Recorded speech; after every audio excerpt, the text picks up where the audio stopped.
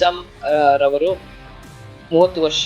ಇವರು ಗಾಂಧಿನಗರ ಪೊಲೀಸ್ ಠಾಣೆಗೆ ದಿನಾಂಕ 22/12/25 ಒಂದು ಫಿರ್ಯಾದನ್ನು ನೀಡಿದ್ದಾರೆ. ಇದರ ಸಾರಾಂಶ ಏನಂದ್ರೆ, ಶ್ರೀಮತಿ ಮುನ್ನಿ ಅಂದ್ರೆ ನಿಜಾಮ್ ರವರ ಸಿಸ್ಟರ್. ಅವರು 26 ವರ್ಷ ಇರ್ತಾರೆ. ಇವರಿಗೆ ಮದುವೆ ಆಗಿರುತ್ತೆ 5 years ಬ್ಯಾಕ್. ಅವರು ಮಾಪಾಷಾ ಅನ್ನೋರ್ ಜೊತೆ ಮದುವೆ ಆಗಿರ್ತಾರೆ. ನಂತರ ಇವರಿಬ್ರದ್ದು ಅವರ ಹಿರಿಯರ ಮುಂದೆ ಸೆಪರೇಷನ್ ಸಹ ಆಗಿರುತ್ತೆ. ತದನಂತರ ಇವರು ಬ್ಯೂಟಿ ಪಾರ್ಲರ್ ನಲ್ಲಿ ಕೆಲಸ ಮಾಡ್ಕೊಂಡು ಇರ್ತಾರೆ. ಆಗ ಒಬ್ಬರು ಪರಿಚಯ ಆಗುತ್ತೆ, ಶೇಕ್ಷವಲ್ಲಿ ಅಲಿಯಾಸ್ ಶೇಖ ಅಂತ.